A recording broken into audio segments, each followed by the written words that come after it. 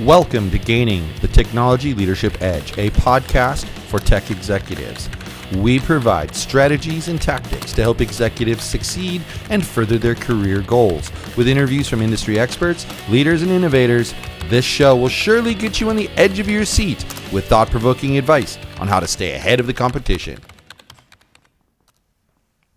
Welcome to Gaining the Technology Leadership Edge, a podcast that explores the latest trends, strategies, and insights in the technology leadership world. From emerging technologies to digital transformation and beyond, we're going to discuss the most important topics and ideas shaping the industry today. Join us to learn all of the juicy secrets of tech leaders, their biggest successes and failures on our quest for gaining that all-important technology edge. Are you ready? Let's get started. Today, my guest is Scott Poniwaz. Scott spent over 15 years as an executive in the travel and deals space, including having founded the largest college daily deal site, Campus Dibs. Prior to building Exec, Scott led growth initiatives in the recruiting technology space. He's an avid golfer, skier, traveler, and foodie. Welcome to the show, Scott. Thanks a lot for having me. Appreciate the introduction. Yeah, well, it's interesting. My older brother co-owned actually a travel agency for many years, and just recently got out of that space as he retired. So he sold his share of the business. So I was interested to see that. So let's start off with why don't you tell me a little bit about what Exec does, in the marketplace? You bet.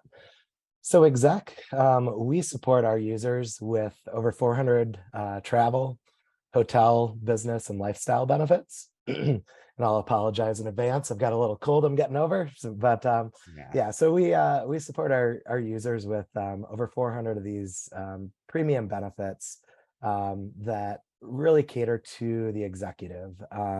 Things like elite status, upgrades with hotels, of course, discounted pricing and those nice little perks as well. And then other value-added amenities or even benefits on lifestyle products, whether it's health and wellness with things like, say, Mirror by Lululemon or various fitness programs, and also a number of business essentials that help just their day-to-day, whether that's phone systems or Dell computers that they're buying for all their employees and all of those fun things. And so really how we've built our member base, which is now over about 20,000 members, is we actually do sell to individual executives, but we also sell to small and mid-sized companies so that they can support their executive team with sort of an elevated level of perks or benefits. And then the other way too is we partner with a number of higher end invite-only professional organizations and private clubs, whether they're business clubs or other organizations, as an example, like Forbes Councils, or we partner with Noya House, which is a higher end business club in a number of major cities. And so we also power the benefits programs for other clubs and associations. So what got you started in this space?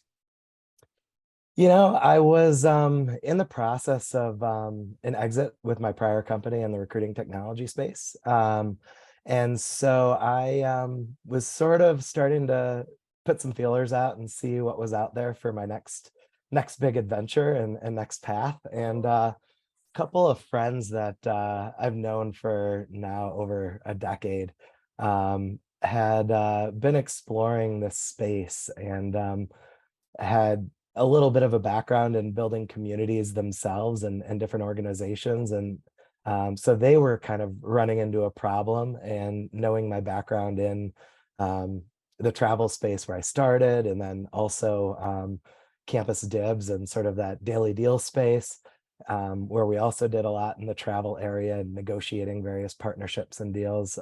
They came to me and said, hey, you've got a little bit of a background that's touched in this space, and we have some funding for you if you're interested in building this. And they were at the time also looking at some other companies to to potentially partner with and build something similar. And it all just sort of fell into place, and I was coming out at the right time, and in the right place with my friends. So worked out Nice. well.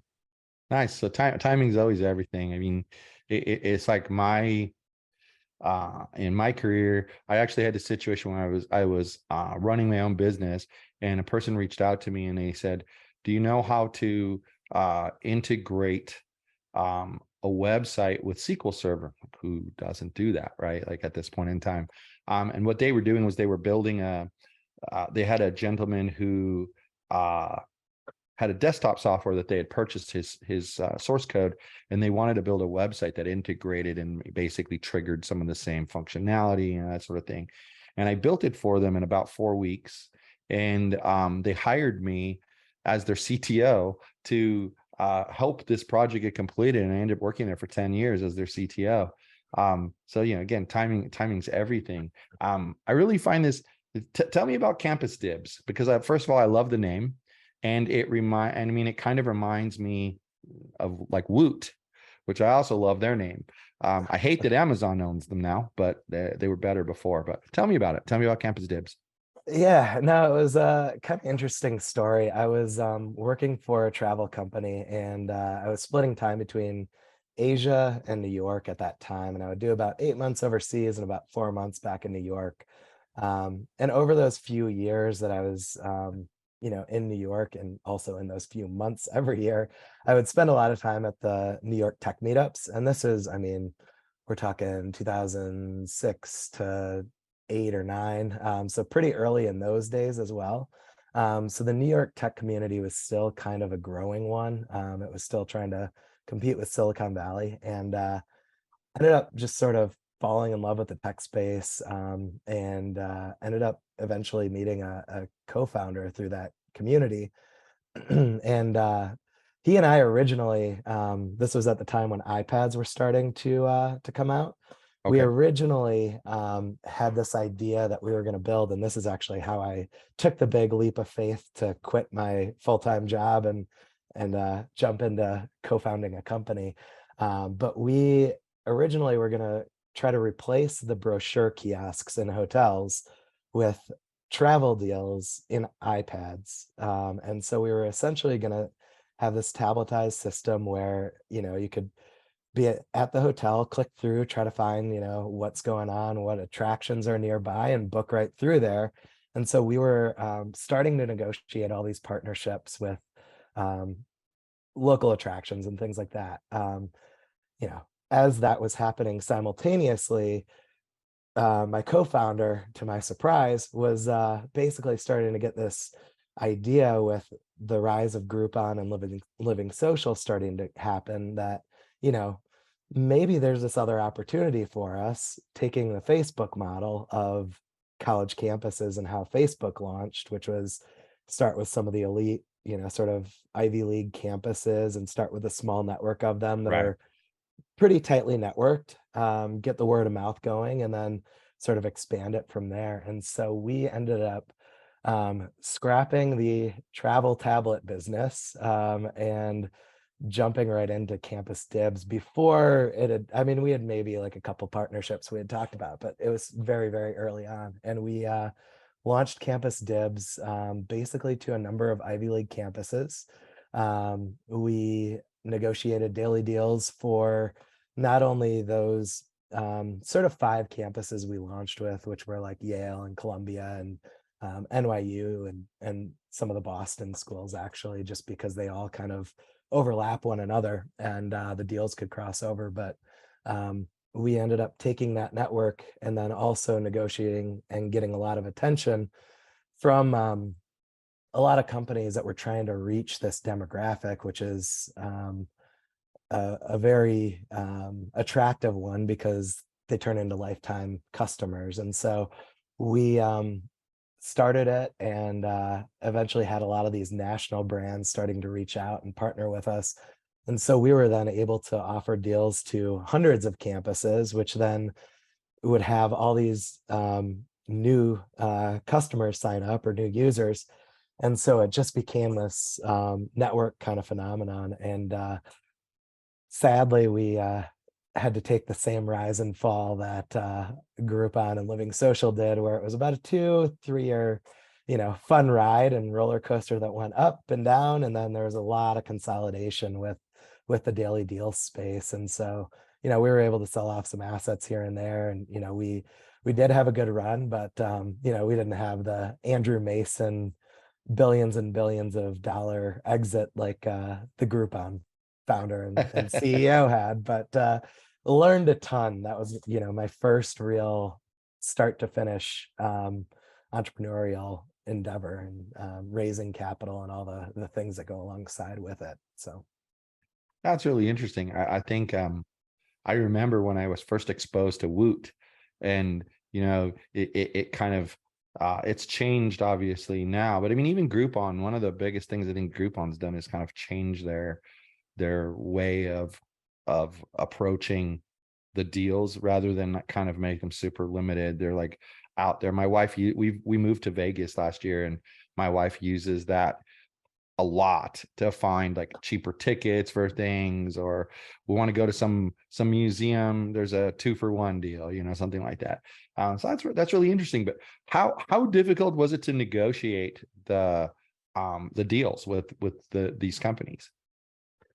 it was a interesting challenge, especially in college towns. My favorite kind of story of this was we went into New Haven, and that was like our first, and my co-founder was a Yalie, and so it kind of made sense. And at first, most of the small local businesses, A, weren't aware of Groupon or Living Social, and B, were sort of skeptical of this new technology. And with the daily deal business, essentially how most of those deals were structured was a sort of commission structure. So basically, you give us a discount, and then we take a little bit of a cut. And so let's say you're giving it, 50% off, we're taking 20% of all of those that are sold. And so we're making money on those transactions. And so somebody's getting a $10 coupon for $5, and we're taking 20% of that. And so a lot of the businesses were skeptical that they weren't gonna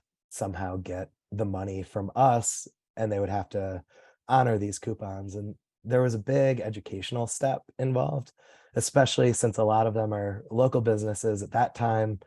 It wasn't e-commerce. They were still running a lot of cash businesses and, basic credit card processing, not necessarily e-commerce. But how we kind of turned the corner, which was a fun one, was my co-founder kind of had a friend of a friend, knew the owner of the main pizza place that all the college kids go to. And so we came up with this plan that, hey, tell you what, we're going to buy, as a user acquisition strategy, we're going to buy $1 slice of pizza for every person that comes in with this coupon. And it's also going to be a user acquisition strategy for us. And so we partnered with the Yale Daily News, the student paper on the Yale campus, and said, hey, we're going to basically do a little bit of a paid advertisement with you. You're going to make some money. We're going to partner with a pizza place. They're going to make money on every single one of these that, gets turned in. And the pizza place owner that was so skeptical of it ended up seeing this campaign run.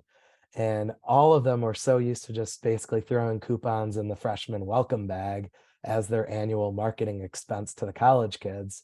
And he ended up having this campaign run. And he's like, this blew that out of the water. He's like, I've never had a campaign go so well. And we're like, well, yeah, because we're basically giving a bunch of college kids free pizza slices. But, he said, they were buying more because they're buying sodas and they're buying extra slices and they're bringing friends and all these other things. And so basically we turned him into a believer. And because of that, we ended up being able to really open the doors in the local business community as well, because he also then started talking to all his fellow business owners and basically saying, hey, these guys are real.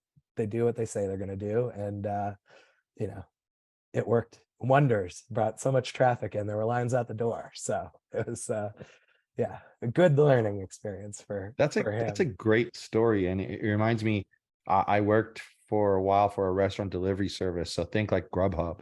And in fact, Grubhub ended up buying them for 85 million to take my technology that I had built.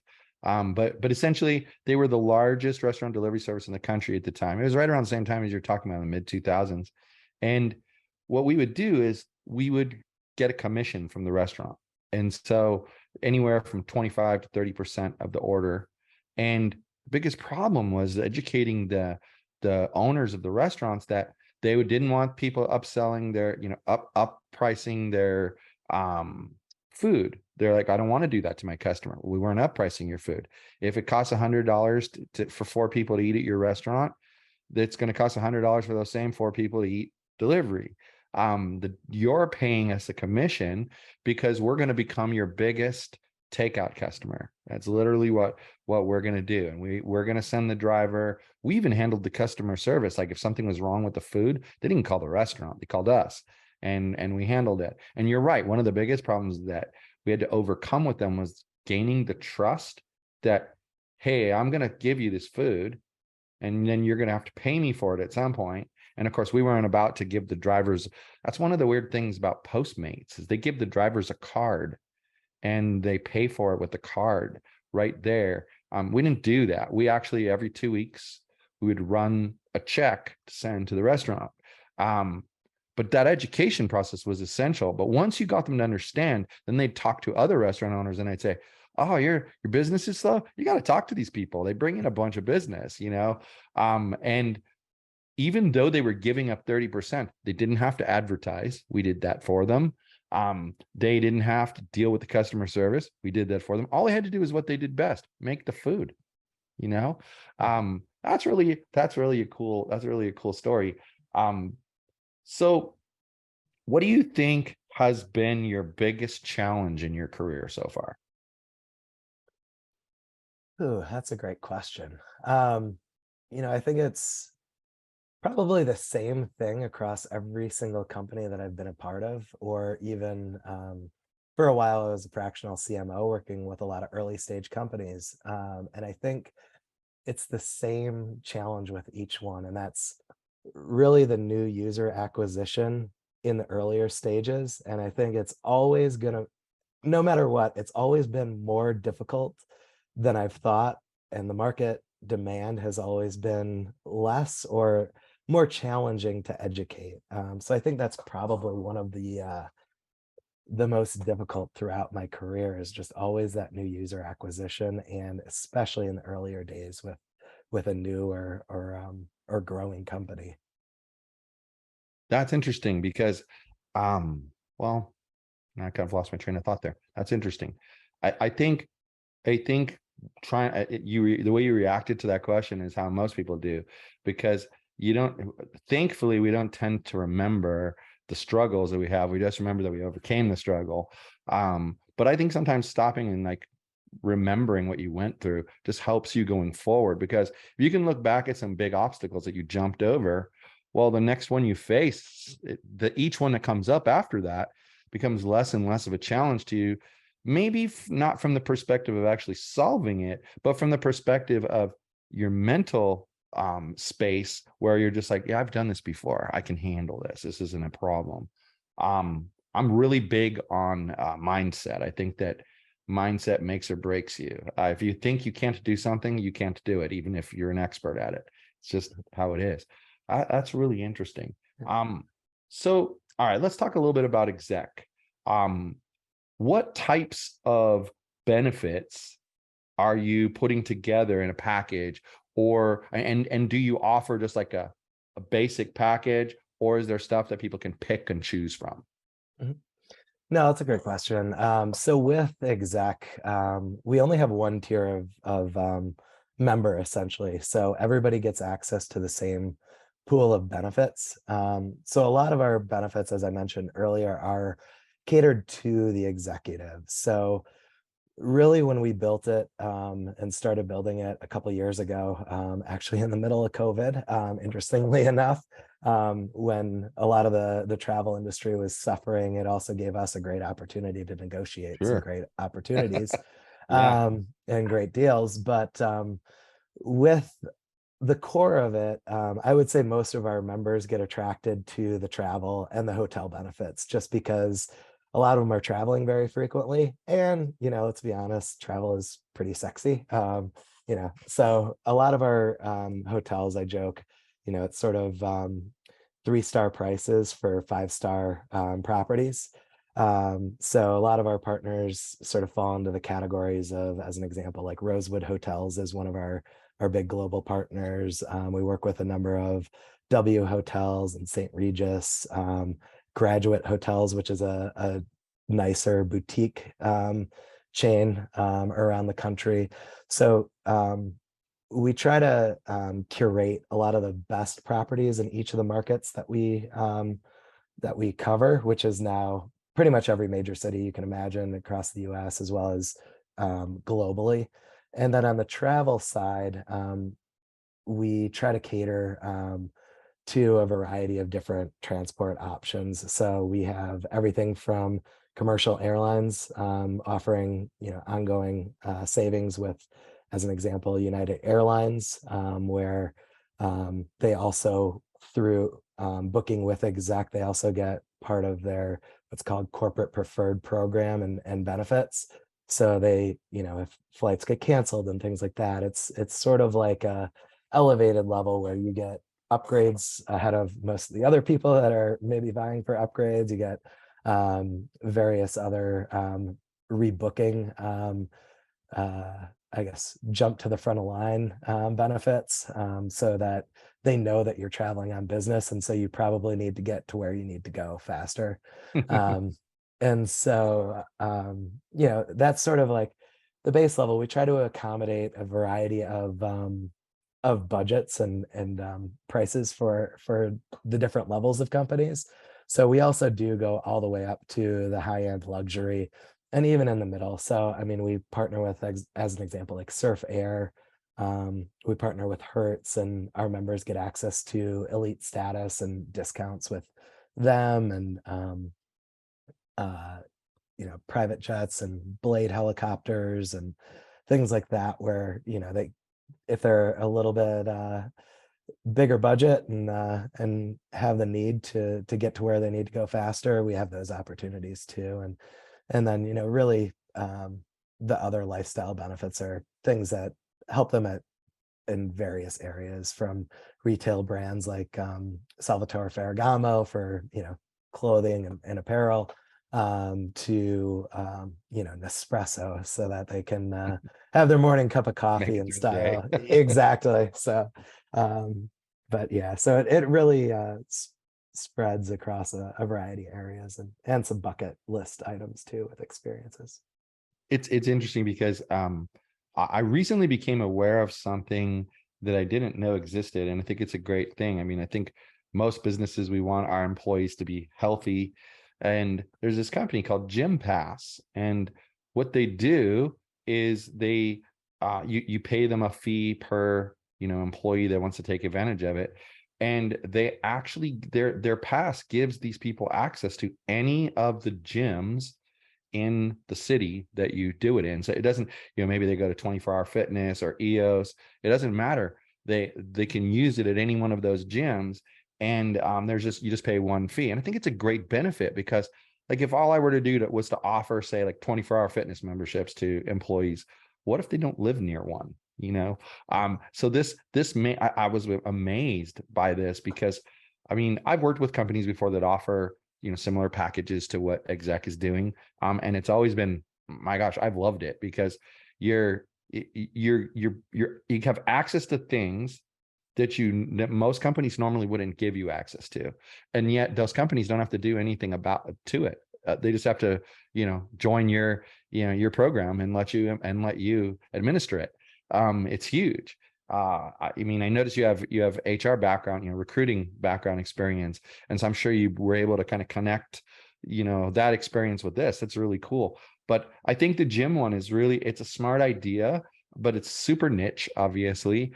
But I mean, I don't know, maybe something to explore on your end sometime is picking up some gyms that want to give like discounted memberships, because that's huge for just making sure people aren't out sick all the time, right? I mean, just having that So what if you could do anything within the next 5 years, so we're 5 years from now, we're looking back, what would it be that you've done? As far as with Exec or just in general in Just in life? business in general. In Okay. business in general. Yeah. So I think really with Exec, I'd love to continue to build it and really get it to a stage where we are the go-to for companies that are looking for an elevated sort of perks program. To your point, a gym pass is one that I'm actually aware of, and they're great as far as with the gym and the health and the wellness area, and I know that they've been growing hand over fist over the last couple of years as well. But for us to really be able to plug in as not the sort of basic perks for work that most companies kind of have through whoever their HR kind of provider is. But where we differ is, our members are saving hundreds of dollars per night and getting upgrades upon availability and things like that at a hotel, whereas those, you might be getting 3 or 5% off through a hotel booking engine, where it's, is that really worth it for a C-suite executive? Probably not. So that's really one area. And then also for us to be the go-to sort of plug and play provider for professional organizations that cater to those sort of business owners and C-suite professionals. And so being at that point where we're the household name and everybody just says, oh yeah, we use Exec to power this It's a program. great goal. So Yeah, that's a great goal. maybe it's not like I'm going to Google that, but I'm going to, get my exec benefits. Yeah, So. exactly. No, that's I can remember like what was that situation? So like when I would travel for as tech support, I worked for a law firm for about 5 years, and they would send us, at that time technology wasn't super prevalent. I mean, it was in the early 90s, and they would send us places, and like an attorney would have a trial in San Francisco. And so they'd send us to San Francisco, and he would have rented either like an office space for the period of time or whatever, and we would have to cable it, and we'd have to do all this stuff. And sometimes I'd spend all 22 working days a month there dealing with that. And like San Francisco in particular, it's where you don't realize the hospitality industry and how many little perks are hidden that they can offer you. Is like I would go to this same hotel every time, and I would check in. Well, after a couple of times doing this, they're like, oh, you're here a lot. Here, hold on a second, let me check something. Here, I've upgraded your room. And like I go to this room, and it was a corner room. I probably could have had like a 50-person party in there and not been crowded. That's how big this room was. And I was all by myself. And sometimes I'd feel like guilty about that. But then I'd say to myself, well, they're not costing my company any more money. And I'm getting more space, and I can kind of like spread out. And I actually would start the day with like clerical type work for myself, just like doing my paperwork and making sure this invoice got turned in, that sort of. Well, I just spread it out on the desk in there and just did the work there, and came into the office a little bit later. It was a really nice little perk. And so I can only imagine that if you had a built-in like benefit program where you were able to take advantage of that kind of stuff, it would be amazing. I mean, it would be worthwhile. How does your pricing structure work? Like, do you charge them like a membership based on the size of their company? Do you charge them per person? I mean, how does that work? All of the above. But yeah, no, it's funny you told that story actually, because that's the thing that most of our members love about using the benefits, because a lot of times, it's great to save the money, but where they really get talking is stories like yours, where they're like, oh, I'm checking in, and the person next to me isn't getting a food and beverage credit when they're checking in, or they're not getting that upgrade to the suite like you are. And it's like when you get that little like I guess nod that, hey, we just upgraded you, you're like, whoa, it's that wow factor kind of that the person next to you checking in definitely is not getting that. So that's awesome that's started to happen. Yeah, but for the pricing, it starts at about $500 per user. So it's $495 a year for an individual that joins. We do have some special pricing for companies. As an example, like we have a little bit of a sliding scale where if you're going to have, say, like your COO and your CFO or something join alongside you as the CEO, for 3 people, it's $795 a year. And that for all 3 of them, and then for 5 people, it goes to $995 a year. So there's a little bit of a favorable pricing. And then, depending on the size, it can go from there. Or even for like organizations, we have special pricing as well. So if you have a 1,000-person lawyer association or technology executive association, we can also have pretty kind pricing on that as well. That pricing is way better than I would have thought. I mean, honestly, that's super cheap. That's great. Well, I mean, we're kind of running out of time here. I've enjoyed the conversation. Could you let people know how they can find you if they're looking for these kind of benefits for their company? Yeah. No, and I appreciate the conversation, Mike, and thanks for having me on. No problem. Yeah, you can find me on LinkedIn. My LinkedIn is pretty easily searchable. It's a pretty unique name. And then as far as the company, you can find it at joinexec.com. And of course, if you want to reach out to me directly, it's scott.ponywaz@exec.vip is my email address. And I'd love to chat if you're interested in learning more, or even just want to connect. I also do some volunteer mentoring as well through SCORE, actually still in the Austin chapter. So, I'm always happy to help other entrepreneurs as well. So nice. I'll make sure these get into the show notes and the description of the video so people don't have to scramble writing it all down and everything. But thanks again for being on. Really appreciate it. Great conversation. You're welcome back anytime. So I really appreciate it. But thanks for tuning in to Gaining the Technology Leadership Edge. We hope you had a great time with us, learning everything you need to know to stay ahead of the technology curve. And remember, be curious, be updated on all the latest trends, and show them who's the boss. Until next time, we'll be back with plenty more techie tips and tricks so you can stay on top of your game. See ya.